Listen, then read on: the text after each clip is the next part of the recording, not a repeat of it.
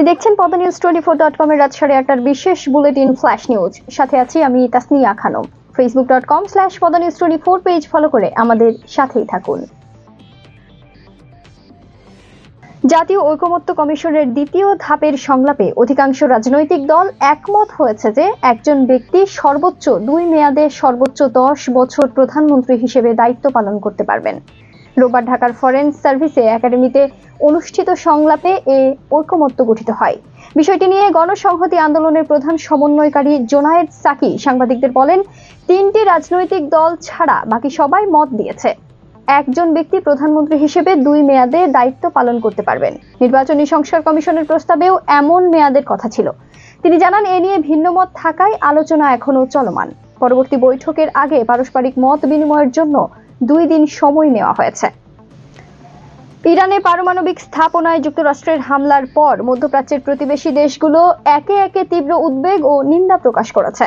দেশগুলো এই হামলাকে অবৈধ ও বিপজ্জনক বলেও অভিহিত করেছে এবং শান্তি ও স্থিতিশীলতা রক্ষায় কূটনৈতিক উদ্যোগ গ্রহণের আহ্বান জানিয়েছে।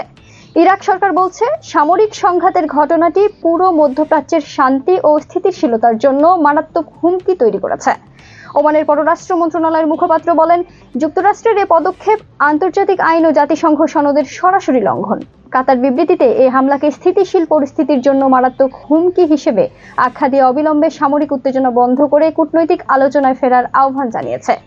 এই প্রতিক্রিয়াগুলো স্পষ্টভাবে তুলে ধরেছে ইরানে মার্কিন হামলার ফলে মধ্যপ্রাচ্যে নতুন করে উদ্বেগ, অস্থিরতা এবং সম্ভাব্য সংঘাতের ঝুঁকি তৈরি হয়েছে। আগামী বছর ফেব্রুয়ারিতে নির্বাচনের তারিখ নিয়ে সবার মধ্যেই স্বস্তি ফিরেছে বলে মন্তব্য করেছেন বিএনপির স্থায়ী কমিটির সদস্য আমির খসরু মাহমুদ চৌধুরী। তিনি বলেন, মতপার্থক্য থাকবেই, তবে যেসব বিষয়ে ঐক্য হবে সেসব বিষয়ে কাজ করা হবে। রোববার সকালে ঢাকার গুলশানে দলের চেয়ারপারসনের কার্যালয়ে এক বৈঠক শেষে ব্রিফিংয়ে তিনি একথা বলেন। আমির খসরু বলেন, ঢাকার ভারপ্রাপ্ত মার্কিন রাষ্ট্রদূতের সাথে আলোচনা হয়েছে নির্বাচন নিয়ে। নির্বাচনের বিষয় এবং বিএনপির প্রস্তুতি সহ মতামত জানতে চাইলে সে বিষয়ে বলা হয়েছে বলে জানান তিনি। আগামী 2025-26 অর্থ বছরের জন্য 7,90,000 কোটি টাকার বাজেট অনুমোদন করেছে উপদেষ্টা পরিষদ। রোববার ঢাকার তেজগাঁওয়ে প্রধান উপদেষ্টার কার্যালয়ে অনুষ্ঠিত পরিষদের বৈঠকে বাজেটের অনুমোদন দেওয়া হয়।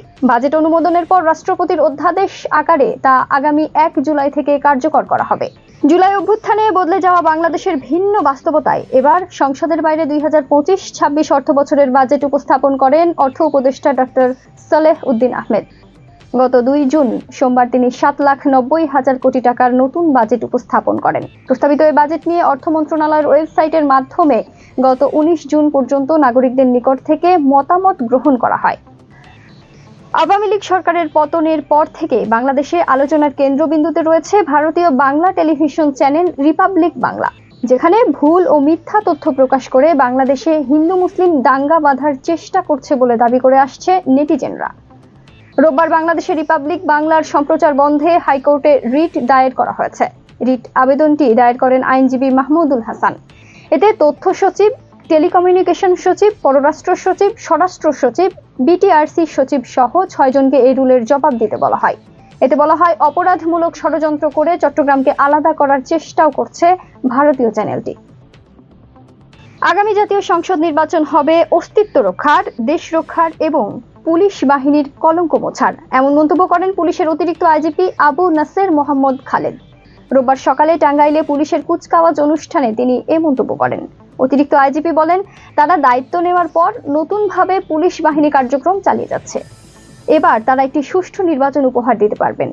আগের যে কোনো সময়ের চেয়ে এখন পুলিশ বাহিনী আরো প্রস্তুত ও যুগোপযোগী। তিনি আরো বলেন, 5 আগস্টের আন্দোলনের পর পুলিশের অবকাঠামো ভেঙে পড়েছিল। কয়েকদিন পুলিশ কর্মবিরতিও করেছিল। তখনকার বৈষম্য বিরোধী ছাত্র আন্দোলন পুলিশকে চোখে আঙুল দিয়ে ভুলগুলো দেখিয়ে দিয়েছে। ব্যাংক হিসাব জব্দ করা হয়েছে শোবিজ অঙ্গনের বেশ কয়েকজন তারকার। সে তালিকায় আছেন ঢাকাই সিনেমার প্রিয়দর্শিনী অভিনেত্রী মৌসুমী ও অভিনেতা বাপ্পারাজ। আরও আছে নতুন প্রজন্মের নুসরাত ফারিয়া, সাবিলা নূরের নামও। জাতীয় রাজস্ব বোর্ড মোট 25 জনের ব্যাংক হিসাব জব্দ করেছে। নাম প্রকাশে অনিচ্ছুক এক রাজস্ব কর্মকর্তা গণমাধ্যমকে বলেন, সময় মতো কর পরিশোধ না করায় তাদের ব্যাংক হিসাব জব্দ করা হয়েছে। এরই মধ্যে বেশ কয়েকজন তাদের কর পরিশোধ করেছেন। কয়েকজন সময় নিয়েছেন। কর পরিশোধ হলেই ব্যাংকে হিসাবে সব ঝামেলা মিটে যাবে।